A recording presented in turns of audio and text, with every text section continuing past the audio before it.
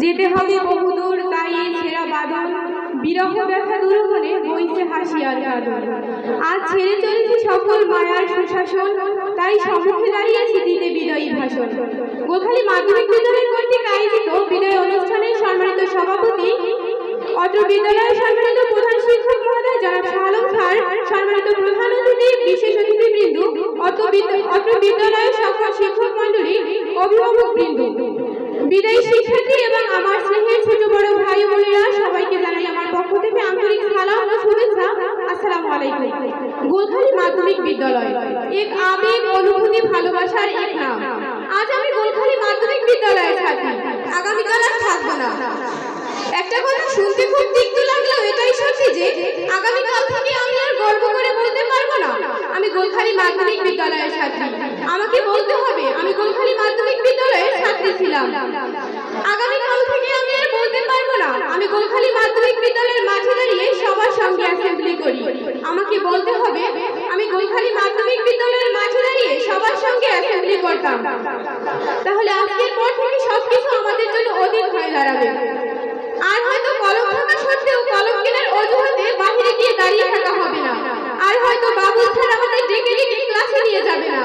আর হয়তো জহির স্যারের ভয়ে ক্লাসে চুপটি মেরে বসে থাকাটা হবে না।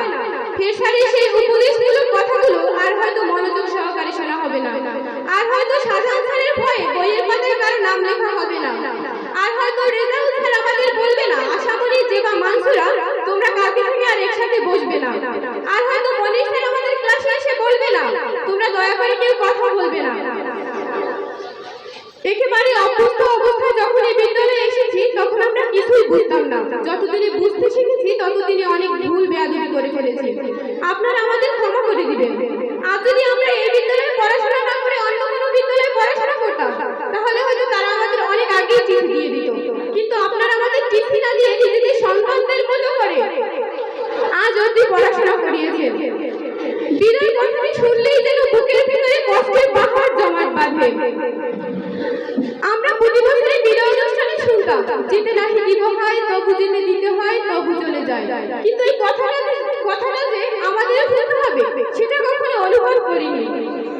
দোলনায় দোল খেতে খেতে সময়ের সাথে পাল্লা দিয়ে বেড়ে ওঠা আমাদের। সত্যি আজকের দিনটি আমাদের জন্য খুব গুরুত্বপূর্ণ। কিন্তু এই মুহূর্তে এক রাশি দুর্বলতায় ঘিরে ধরেছে আমাকে।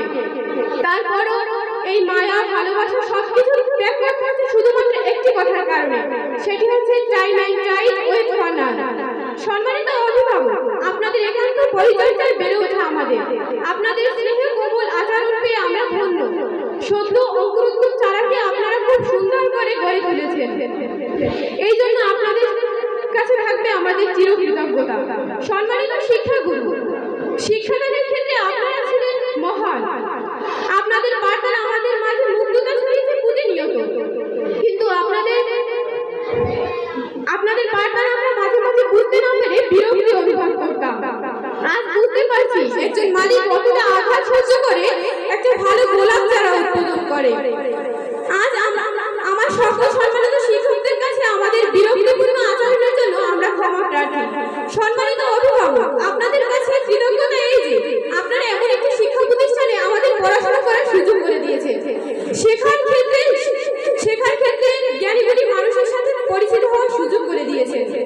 আমরা নিজ নিজ অভিভাবক খাইয়ে পেয়েছিলাম তাদের থেকে অনেক ভালো কিছু করতাম। আপনাদের মনের ইচ্ছেগুলো যেন আমরা পরিস্ফুট করতে পারি, আপনারা আমাদের জন্য দোয়া করবেন। প্রিয় সহপাঠী, আজকের পর থেকে বন্ধ হবে হাজিরা খাতাটি পড়ে থাকবে স্কুলের কোনো এক কোণে, কিন্তু খাতাটিতে জমে থাকবে 5টি বছরের মায়া জলে আবদ্ধ কিছু মানুষের নাম, কিছু উচ্চতম স্মৃতি।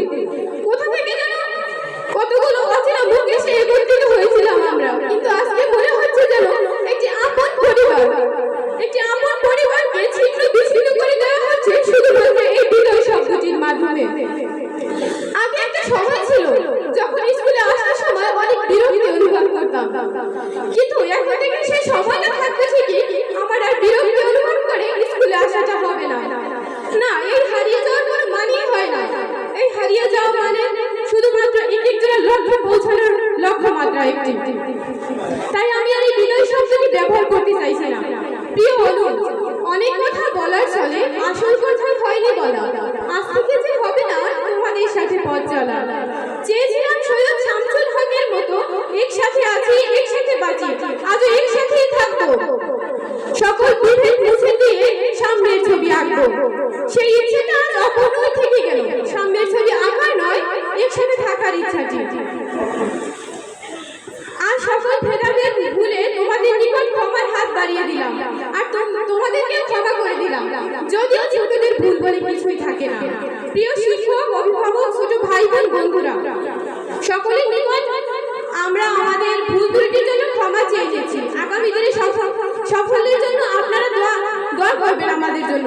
সর্বোপরি দেশ ও দশের জন্য নিজেকে নিয়োজিত করে আমি আমার বিনয়ী বক্তব্য এখানেই শেষ করছি। ধন্যবাদ সকলকে।